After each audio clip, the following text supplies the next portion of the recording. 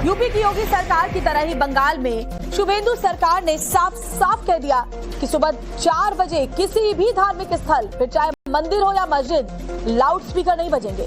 जिसे loud speaker बजाना है, कानून के दायरे में रहना होगा। शुभेंदु अधिकारी ने कहा कि जो पिछली सरकारों में चलता रहा वो अब बंगाल में नहीं चलेगा।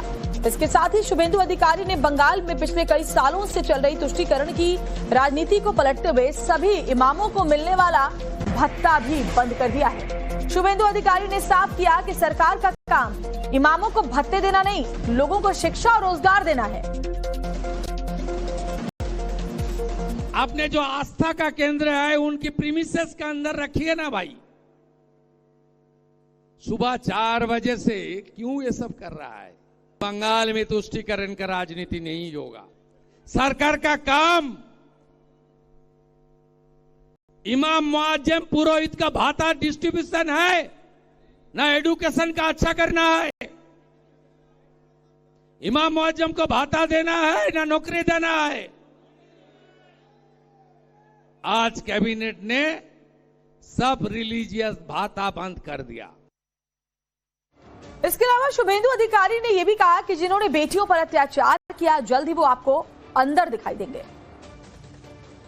आरजीकर से लेकर कामदूनी पार्क स्ट्रीट से लेकर कौसबा लॉ कॉलेज से लेकर रामपुर हाट के शेड्यूल ट्राइब गर्ल चाइल्ड से लेकर बॉकटुइक में मुसलमान महिला से लेकर जितना भी मां, बेटी, बहन, दीदी के ऊपर अत्याचार हुआ, उसको कानूनी तरीके से शिकंजा कसने का काम करेगा।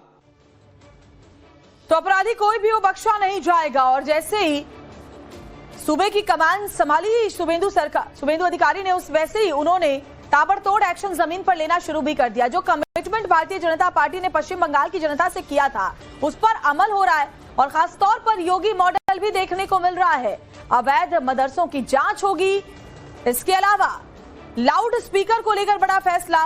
4 बजे सुबह, फिर चाहे वो मंदिर हो या मस्जिद, लाउड स्पीकर बजाना अलाउड नहीं होगा। और अगर बजाना है तो एक नियम के दायरे में रह करके, जो उसके लिए तय सीमा है, उसके दायरे में रहकर बजाना होगा लाउड स्पीकर। इसके अलावा भी कई सारे फैसले अब जो नई नवेली बीजेपी सरकार है पश्चिम बंगाल में, पुलकित नागर हमारे साथ जुड़े हुए जानकारी देंगे, वो लिए जा रहे हैं। पुलकित, ताबड़तोड़ एक्शनों में किन किन बातों का जिक्र है, क्या क्या फेहरिस्त में शामिल है, जरा बताएं हमारे दर्शकों को।